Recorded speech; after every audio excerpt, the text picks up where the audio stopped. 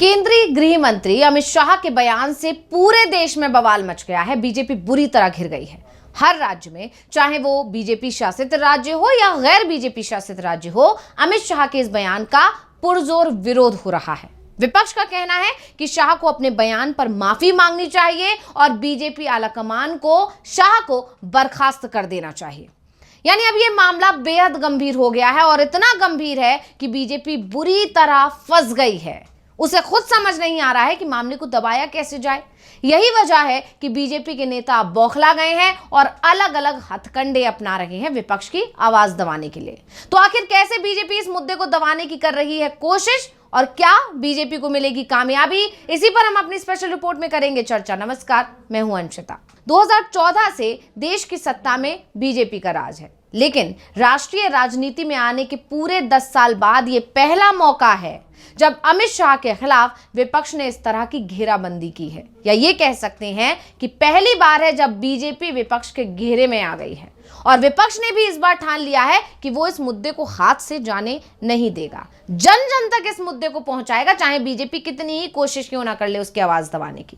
क्योंकि ऐसा पहली बार हुआ है जब अमित शाह के किसी बयान को विपक्ष ने मुद्दा बनाकर उनके इस्तीफे की मांग की है। कांग्रेस अंबेडकर के अपमान को मुद्दा बनाकर गृह मंत्री अमित शाह से माफी और इस्तीफे की मांग कर रही है। विपक्ष के हाथ पहली बार कोई ऐसा मौका लगा है जिससे बीजेपी अब निकल नहीं पा रही और बुरी तरह फंसती जा रही है। इसका नतीजा ये हो रहा है कि बीजेपी मुख्य मुद्दे से ध्यान भटकाने की कोशिश कर रही है, कांग्रेस को घेर रही है, इतिहास के पन्नों को खोलकर यह बता रही है कि कैसे कांग्रेस सरकार के वक्त बाबा साहेब का तिरस्कार किया गया था। यानी अपमान तो कांग्रेस करती थी बाबा साहेब का, हमने नहीं किया है। लेकिन मान और अपमान के इस पूरे सियासी युद्ध का अमित शाह फिलहाल चेहरा बन गए हैं। यानी इस वक्त सबसे ज्यादा चर्चा अगर किसी की हो रही है तो अमित शाह के बयान की हो रही है। चाहे अमित शाह की तरफ से या पूरे बीजेपी की तरफ से कितना भी कांग्रेस को घेरने की कोशिश की जा रही है, लेकिन सभी की नजरें अगर हैं कहीं तो इस वक्त अमित शाह पर हैं, अमित शाह के उस बयान पर हैं। कई राजनीतिक जानकार कह रहे हैं कि पहली बार राजनीति के चाणक्य कहे जाने वाले अमित शाह किसी चक्रव्यूह में फंसते हुए दिख रहे हैं और यही वजह है कि उन्हें इस मामले में प्रेस कॉन्फ्रेंस करके सफाई देनी पड़ी।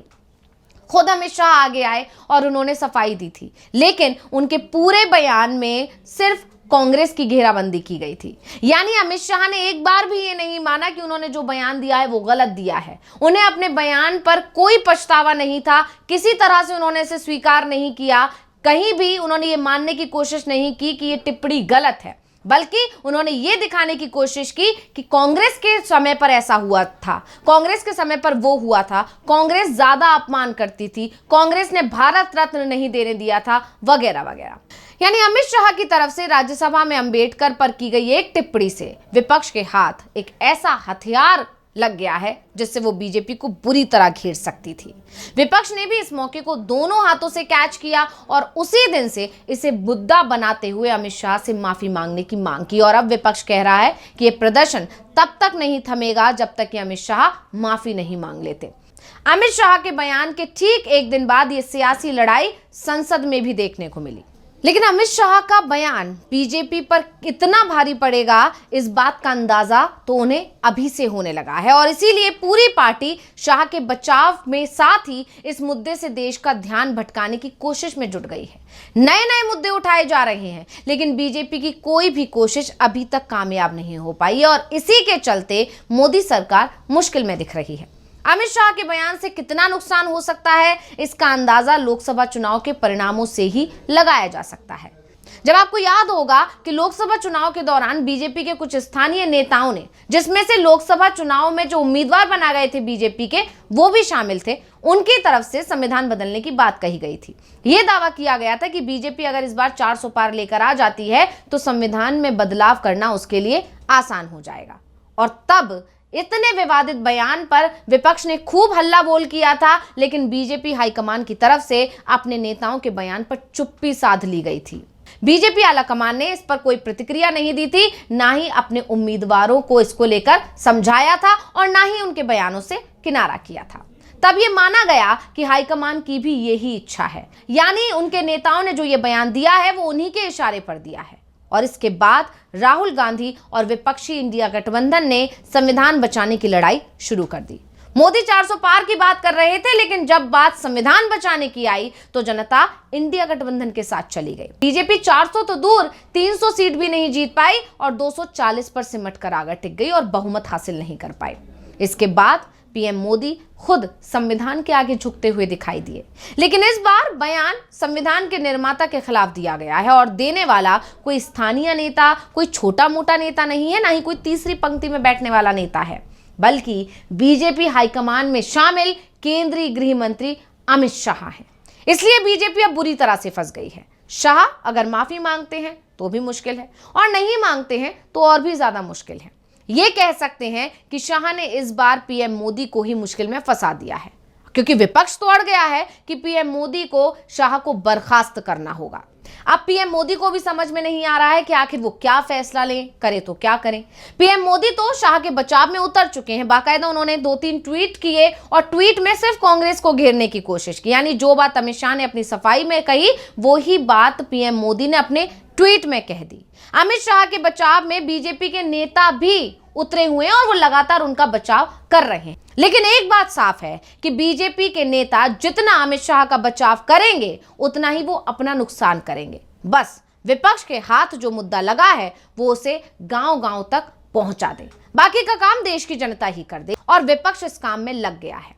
लगातार बीजेपी की तरफ से कोशिश की जा रही है कि कैसे इस मुद्दे को दबाया जाए। संसद के बाहर भी आवाज दबाने की कोशिश की गई है। आपने देखा होगा कि जिस तरह से प्रियंका गांधी पिछले दिनों बैग लेकर आ रही थी संसद में, वैसा ही बैग अब बीजेपी सांसद की तरफ से छपवाया गया और 1984 का याद दिलाई गई है। यानी साफ है कि बीजेपी अमित शाह के उस बयान से ध्यान भटकाने के लिए बहुत सारे मुद्दे उठा के कांग्रेस को घेरने की कोशिश कर रही है, लेकिन कांग्रेस अपनी बात पर अड़ी हुई है और वो अमित शाह से माफी की मांग कर रही है। संसद के बाहर लगातार विरोध प्रदर्शन चल रहा था, यहां तक कि धक्का मुक्की का मामला लाकर भी बीजेपी ने कांग्रेस को घेरने की कोशिश की, लेकिन कांग्रेस अपनी मांगों पर अड़ी हुई है और नतीजा ये हुआ कि संसद को स्थगित कर दिया गया। अमित शाह की तरफ से राज्यसभा में अंबेडकर पर जो टिप्पणी की गई उससे विपक्ष के हाथ एक ऐसा हथियार लगा है जिससे वो बीजेपी को बुरी तरह घेर सकती थी। विपक्ष ने भी इस मौके को दोनों हाथों से कैच किया और उसी दिन से इसे मुद्दा बनाते हुए अमित शाह से माफी मांगने की मांग कर डाली। अगले दिन देश भर में प्रदर्शन हुए। एक दिन बाद ये सियासी लड़ाई संसद में भी देखने को मिली। विपक्षी दल संसद में मार्च के बाद मकर द्वार पर प्रदर्शन कर रहे थे। बीजेपी सांसदों और विपक्षी सांसदों के बीच धक्का मुक्की हुई और इसमें बीजेपी के 2 सांसद प्रताप सारंगी और मुकेश राजपूत गिरकर घायल हो गए। दोनों को अस्पताल में भर्ती कराना पड़ा। इस मामले में बीजेपी ने आरोप लगाया कि राहुल गांधी ने दोनों को धक्का दिया। देर शाम इसमें बीजेपी ने राहुल के खिलाफ शिकायत कर दी और दिल्ली पुलिस ने तुरंत एफआईआर भी दर्ज कर ली और जो एफआईआर दर्ज की गई उसमें भारी भरकम धाराएं लगाई गई, ऐसे जैसे राहुल गांधी ने कोई संगीन अपराध कर दिया हो। लेकिन कांग्रेस अब भी इस मुद्दे को लेकर बीजेपी पर हमलावर है और उसने अमित शाह के बयान और राहुल के खिलाफ एफआईआर के खिलाफ देशव्यापी प्रदर्शन का ऐलान कर दिया है। यानी बीजेपी जितना विपक्ष को दबाने की कोशिश कर रही है, विपक्ष उतना ज्यादा मुखर होकर बीजेपी को जवाब भी दे रहा है। तो राज्यसभा में संविधान पर बहस के दौरान अमित शाह ने कहा था कि अभी एक फैशन हो गया है, अंबेडकर अंबेडकर अंबेडकर। इतना नाम अगर भगवान का लेते तो 7 जन्मों तक स्वर्ग मिल जाता। वीडियो में आगे अमित शाह कह रहे हैं कि हमें तो आनंद है कि अंबेडकर का नाम लेते हैं। अंबेडकर का नाम अभी 100 बार ज्यादा लो, परंतु साथ अपने अंबेडकर जी के प्रति आपका भाव क्या है, ये मैं बताता हूं। अंबेडकर जी ने देश की पहली कैबिनेट से इस्तीफा क्यों दिया? अंबेडकर जी ने कई बार कहा कि अनुसूचित जातियों और जनजातियों से हुए व्यवहार से मैं असंतुष्ट हूं, सरकार की विदेश नीति से मैं असहमत हूं और आर्टिकल 370 से मैं असहमत हूं, इसीलिए मैं मंत्रिमंडल छोड़ना चाहता हूं। उन्हें आश्वासन दिया गया, आश्वासन पूरा नहीं हुआ तो उन्होंने इग्नोरेंस के चलते इस्तीफा दे दिया। मान्यवर, अभी एक फैशन होगा है, अंबेडकर अंबेडकर अंबेडकर अंबेडकर अंबेडकर अंबेडकर। इतना नाम अगर भगवान का लेते तो 7 जन्मों तक स्वर्ग मिल जाता। अच्छी बात है ना? सुनिए तो, सुनिए ना, आप सुनिए ना, मैं बताता हूं। हमें तो आनंद है कि अंबेडकर का नाम लेते हैं। अंबेडकर का नाम अभी 100 बार ज्यादा लो, परंतु साच अर्थ में अंबेडकर जी के प्रति आपका भाव क्या है ये मैं बताता हूं। मान्यवर, अंबेडकर जी को देश की पहली कैबिनेट से इस्तीफा क्यों दे दिया? अंबेडकर जी ने कई बार कहा कि अनुसूचित जातियों और जनजातियों से हुए व्यवहार से मैं असंतुष्ट हूं, सरकार की विदेश नीति से मैं असहमत हूं और आर्टिकल 370 से मैं असहमत हूं। इसलिए वो छोड़ना चाहते थे, उनको आश्वासन दिया गया, आश्वासन पूरा नहीं हुआ, उन्होंने इग्नोरेंस के चलते इस्तीफा दे दिया।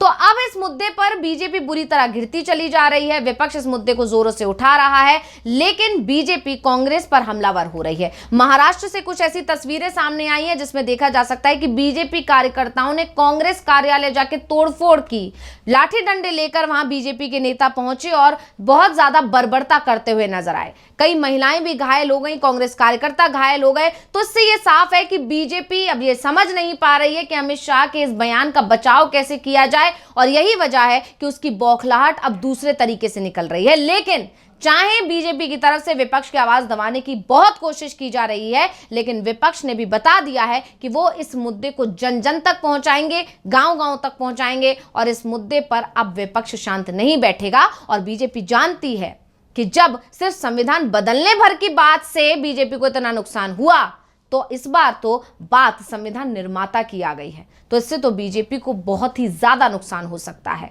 जो बात बीजेपी भी समझ रही है और विपक्ष भी अच्छी तरह से समझ रहा है। तो रिपोर्ट आपको कैसी लगी, हमें कमेंट करके अपनी राय जरूर दीजिएगा। इसी के साथ मुझे दीजिए इजाजत। देखते रहिए डीवी लाइव। नमस्कार।